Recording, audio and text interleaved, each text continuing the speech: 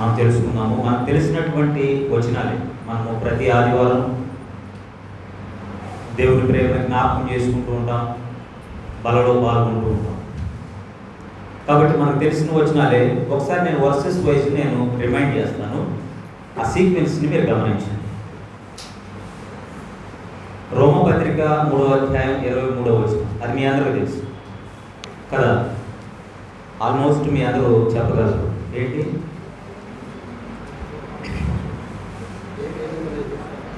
ఏ భేదము లేదు, అందరూ పాపం చేసి దేవుడు అనుగ్రహించిన మాటలను పొందలేకపోతున్నారు. అందరూ పాపం చేశారు. అదే రోమపత్రిక 6వ అధ్యాయం 23వ వచనంలో ఏమని ఉంటుంది? పాపం వల్ల వచ్చే జీతం మరణం. పాపం వలన మరణం వస్తుంది కదా. ఈ మరణం ఎలా ఉంటుంది ఇప్పుడు చెప్పండి. ప్రకటన గ్రంథం 20వ అధ్యాయం, ప్రకటన గ్రంథం 20వ అధ్యాయము 13-14 వచనాలు బైబిల్ తీసి చూడండి, చూస్తే మీకు ఇంకొంచెం స్పష్టత వస్తుంది. ప్రకటన గ్రంథము 20వ అధ్యాయము 13-14 వచనాలు. మైక్ పెట్టుకొని చదివేవాళ్ళని మైక్ పెట్టుకొని చదవండి.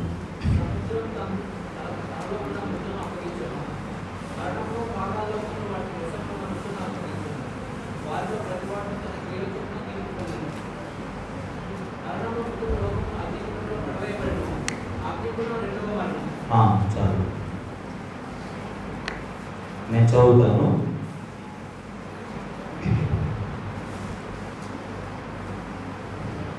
ఆ గ్రంథమందు రాయబడిన వాటిని బట్టి తమ క్రియల చొప్పున మృతులు తీర్పు పొందిరి. సముద్రంలో తనలో ఉన్న మృతులను అప్పగించెను.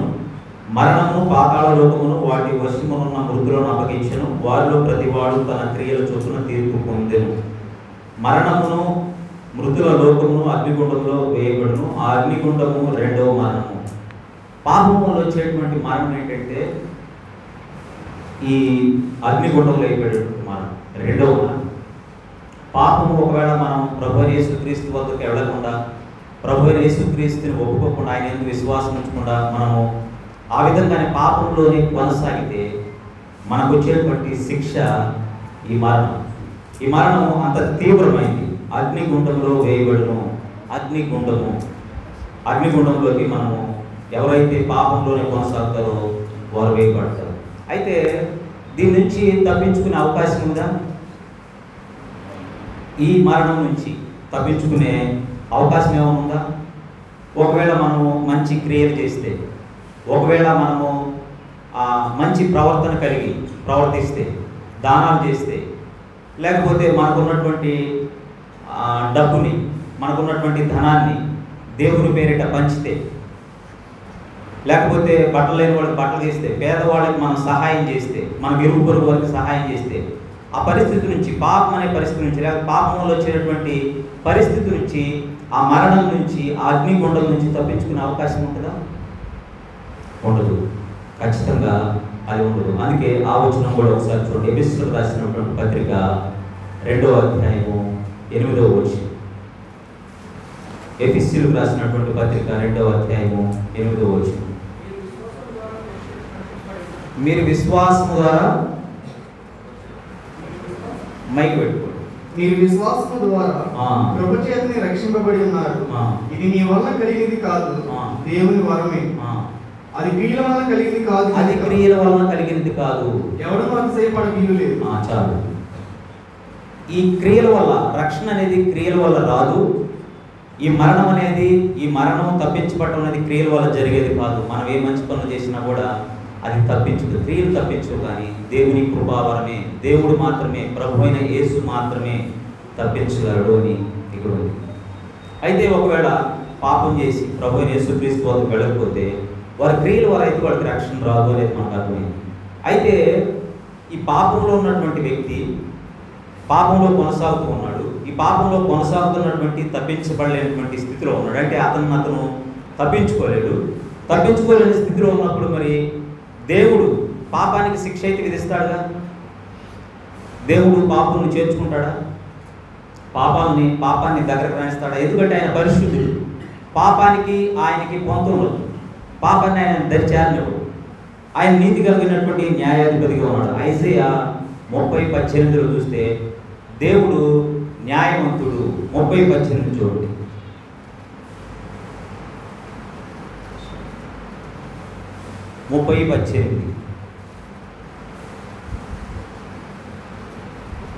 ఐజయా యెషయా గ్రంథము 30:18. కావున నీ యందు దయ చూపవలనని యెహోవా ఆలస్యము వేయుచున్నాడు, నిన్ను కరుణింపవలనని ఆయన నిలవబడి ఉన్నాడు. యెహోవా న్యాయము తీర్చు దేవుడు, ఆయన నిమిత్తము కనిపెట్టుకున్న వారందరూ ధన్యులు. యెహోవా న్యాయము తీర్చు దేవుడు. ఆయన న్యాయాధిపతి, న్యాయాన్ని తీరుస్తాడు. అన్యాయంగా ఉన్నటువంటి వాళ్ళకి శిక్ష ఉంటుంది. పాపం చేసిన వారికి శిక్ష ఉంటుంది. కాబట్టి ఆయన నీతి కలిగినటువంటి న్యాయాధిపతిగా ఉన్నాడు. శిక్ష విధించకుండా పాపాన్ని తొలగిపోనివ్వడు. పాపానికి శిక్ష వేయకుండా ఆ పాపాన్ని తొలగిపోనివ్వడు. ఆ పాపానికి శిక్ష ఖచ్చితంగా ఉంటుంది. మరి దేవుడు చూస్తేనేమో నీతి కలిగినటువంటి న్యాయాధిపతిగా ఉన్నాడు. మనిషి చూస్తేనేమో పాపపు స్థితిలో ఉన్నాడు. మనిషి ఏమో ఆ పాపపు స్థితి నుంచి బయటికి రాలేనటువంటి పరిస్థితిలో ఉన్నాడు, నిస్సహాయ స్థితి. చూడండి, కీర్తన గ్రంథము 49వ అధ్యాయము 8-9 వచనాలు. కీర్తన గ్రంథము 40 చూడక నిత్యము బ్రతికినట్లు వాని నిమిత్తము దేవుని సన్నిధిని ప్రాయశ్చిత్తము చేయగలవాడు ఎవడును లేడు. వాని నిమిత్తము దేవుని సన్నిధిని ప్రాయశ్చిత్తం చేయగలవాడు ఎవడును లేడు.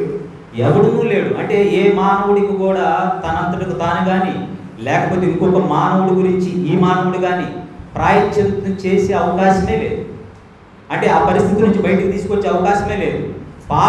పాపం వల్ల వచ్చేటువంటి జీతము, ఆ జీతం మరణము. ఆ మరణం నుంచి తప్పించే మానవుడు ఎవడు లేడు. వాడు కూడా తప్పించుకోలేడు. ఇంకొకటి గురించి అతను ప్రాయశ్చిత్తం చేయలేడు. అలాంటి స్థితి అంటే మనిషిది నిస్సహాయ స్థితి. దేవుడు చూస్తేనేమో పరిశుద్ధుడు, న్యాయవంతుడు. మానవుడేమో నిస్సహాయుడు, ఆ పాపం నుంచి బయటికి రాలేనటువంటి స్థితిలో ఉన్నాడు. మరి ఈ సందిగ్ధమైన స్థితి ఉంది. దేవుడు పరిశుద్ధుడు, న్యాయవంతుడు. మనిషి పాపం నుంచి బయటికి రాలేనటువంటి నిస్సహాయ స్థితి. ఈ సందిగ్ధమైనటువంటి స్థితి నుంచి ఏ విధంగా మానవుడు రక్షింపగలడు, రక్షణ పొందగలడు, ఏ విధంగా రక్షణలోకి దేవుని వద్దకు రాగలడు? అందుకే మనం చూస్తే ఇక్కడ ఆ పరిస్థితి నుంచి తప్పించడానికి మరి దేవుడే. ఇప్పుడు మానవుడు రాలేడు.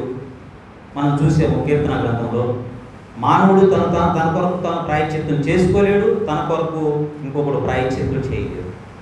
అలాంటి స్థితి నుంచి దేవుడే మరి ఏం చేసాడో మనం చూద్దాం. 1 జాన్ 1 యోహాను పత్రిక 4వ అధ్యాయం 10వ వచనం.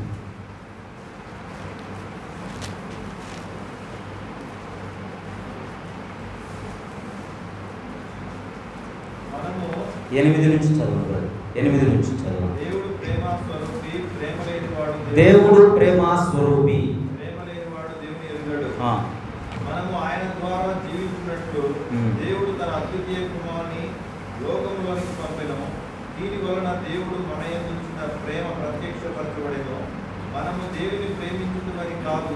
ఇక్కడ వినండి, మనము దేవుని ప్రేమించుటమని కాదు కానీ తానే మనల్ని ప్రేమించి మన పాపములకు ప్రాయశ్చిత్తమై ఉండుటకు కుమారుని పంపెను. ఇందులో ప్రేమ ఉన్నది. మన పాపముల నిమిత్తము తన కుమారుణ్ణి మనల్ని ప్రేమించి మన పాపములకు ప్రాయశ్చిత్తమై ఉండుటకు తన కుమారుని పంపెను. మన పాపములకు ప్రాయశ్చిత్తం ఉండుటకు తన కుమారుని పంపెను. దేవుణ్ణి మనం ప్రేమించామని కాదు, దేవుడే మనల్ని ప్రేమించాడు. ఆయన నీతిగల న్యాయమైనటువంటి దేవుడు మాత్రమే కాదు, ఆయన ప్రేమ కలిగినటువంటి దేవుడు. ఇందాక ఆరాధనలో మనం ఒక బ్రదర్ ఆరాధన చేస్తున్నాడు, దేవా నువ్వు కృపగలవాడివి. ఆయన మనల్ని ఏర్పరచుకోలేదు కానీ మనం ఏర్పరచుకోలేదు కానీ మనల్ని ఆయన ఏర్పరచుకున్నాడు.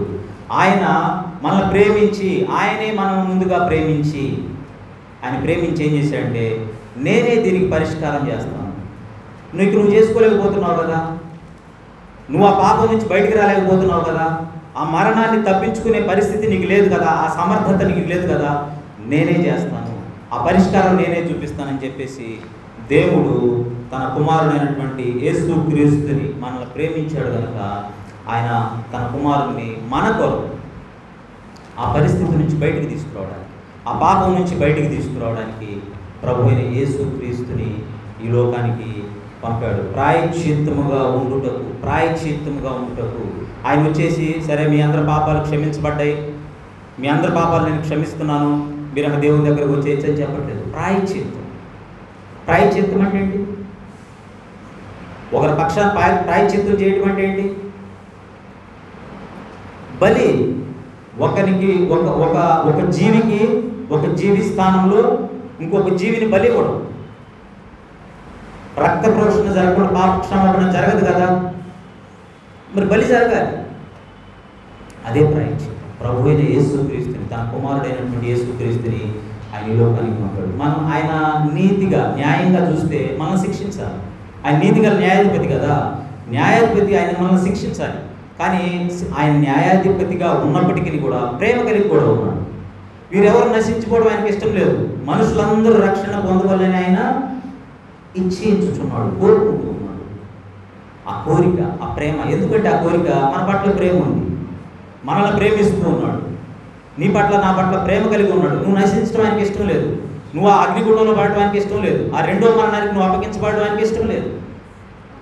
అందుకే ఆయన ప్రేమించి, నిన్ను ప్రేమించి ఆయన కుమారుని నీ కొరకు ప్రాయశ్చిత్తంగా ఉండడానికి పంపించాడు.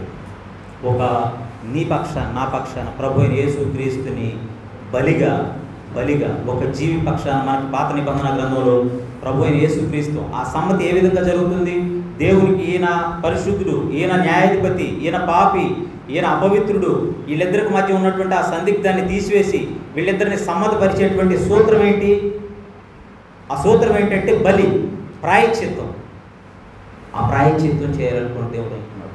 ఆ బలిని ప్రభు అయిన యేసు క్రీస్తు ద్వారా, ఆ ప్రభు అయిన యేసు క్రీస్తు లోకానికి వచ్చి సిలువకు అప్పగించుకొని తాను మరి పాపులందరి నిమిత్తం తన రక్తాన్ని చిందించాడు. ఆ రక్త ప్రోక్షణ అనేది నీ కొరకు, నా కొరకు జరిగింది. కాబట్టి ఆయన మనం ప్రేమించలేదు, ఆయనే ప్రేమించాడు. ఆయన ప్రేమించాడు కాబట్టి ఆయన కుమారుని పంపాడు. ఆయన కుమారుని పంపి మన కొరకు ప్రాయశ్చిత్తంగా ఆయన్ని, మన పాపాలన్నింటినీ ఆయన మీద వేసి ఆ శిక్ష ఆయనకి ఇచ్చాడు. పాపానికి శిక్ష ప్రభు అయిన యేసుక్రీస్తు శరీరం మీద ప్రభు అయిన యేసుక్రీస్తుని శిక్షించాడు. నిన్ను శిక్షించలా, నన్ను శిక్షించలా. కాబట్టి మనం జ్ఞాపకం చేసుకోవాల్సింది ఏంటంటే ఆయనే మనం ప్రేమించాడు.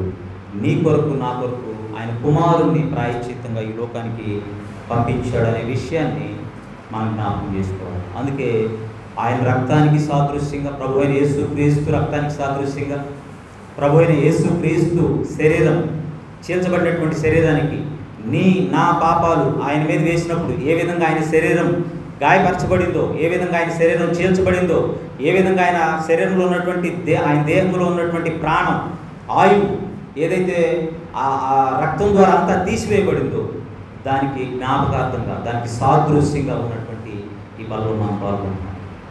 ఆయన నా కొరకు ప్రాయశ్చిత్తం చేశాడు. ఆ దేవాదేవుడు నన్ను ప్రేమించాడు.